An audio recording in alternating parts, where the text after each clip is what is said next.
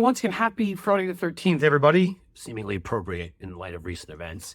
I'd like to talk to you about something pretty funny that happened the other day. We've talked about John Fetterman on the show before. He's one of the Democrats best at hitting back. And I've talked about the fact that you need to hit Republicans back because they make completely irresponsible statements all the time. They lie about things, all sorts of issues, and make it seem like Democrats are more extreme. So when Democrats don't hit back and point out how stupid Republicans are, point out how their policies suck, point out how 47 million of 49 million jobs created since, I believe Ronald Reagan were created under Democrats. Yeah, that's the kind of thing you might want to tell people, and we don't. Fetterman's really good at this. He's good at hitting back, and mocking is important too because it sends a message. It sends a message that they're not to be taken seriously, and that's a message people pick up on. Fetterman went on the Colbert Show, and he actually bravely talked about his having to deal with both a stroke, which he's come out on the other side, seems like terrifically, as well as mental health. He had depression.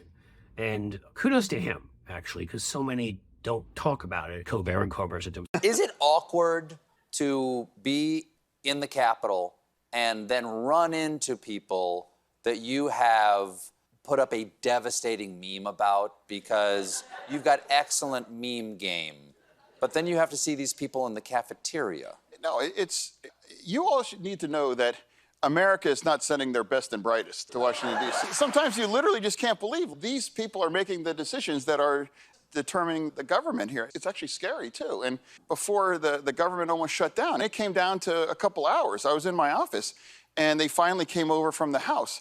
And they're like, okay, this has to be unanimous in the Senate. And out of 99 of us, if one single one of us would have said no, the whole government would have shut down. And that's how dangerous that is, to put that kind of power in one's hands, because you have some very less gifted kinds of people there that are willing to shut down the government just to score points on Fox. America's not sending their best and brightest to Washington, D.C. He rips Republicans, and they're stupid, and they care about things like the fact that he's wearing shorts and not about the fact that they came within hours of shutting down the government and not paying millions of workers who need the money for nothing important, just food and health care and housing and stuff. Governor Huckabee, you may remember Governor Huckabee, sleazy scumbag who ran for president, lost, got his ass handed to him, but turned it into a gig on Fox, and at one point was on talk radio, tried to shut off a beach that was public with his $3 million house in Florida and got sued for it and had to open it up.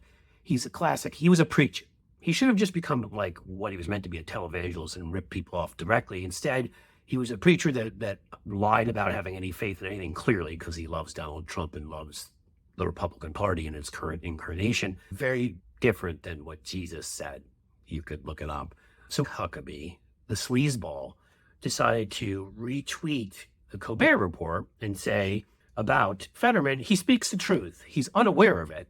This could have been a skit on SNL. Rare funny moment from Colbert. Now let's stop for a second to note that Mike Huckabee, a guy who literally is so painfully unfunny, makes every uncle joke that exists constantly, is judging Colbert's humor, right? This sleazy, grifty, oleaginous, just gross. It's like the grease that's left in your pan after you're done making breakfast. That's what he's been. And that's how he's made his living, by tricking people out of their money because he's a scumbag. In any case, Huckabee did that.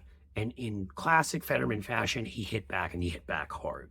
His response was, I dress like your daughter buys lecterns. Sarah Huckabee Sanders said they bought a $20,000 lectern from a GOP consultant, used taxpayer money, as Republicans always do when they claim they want to pick the taxpayers.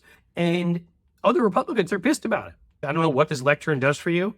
Maybe it gives her a massage and reaffirms daily that she's not as repulsive as in every way imaginable as she is. I don't know. But $19,000, that's a lot of scratch for a lectern. And the response was beautiful by Fetterman because, A, he hits back at Mike Huckabee because that's the kind of slimy, low-level grifter he is. And now she's doing it, too, with the lectern. And even other Republicans are pissed. Let's just say they're opening an inquiry into little Sanders messing up the rural states of America in Arkansas. And that's going to be fun. In any case, the key here is Fetterman hit back hard, didn't waste any time, and that's what Democrats need to do.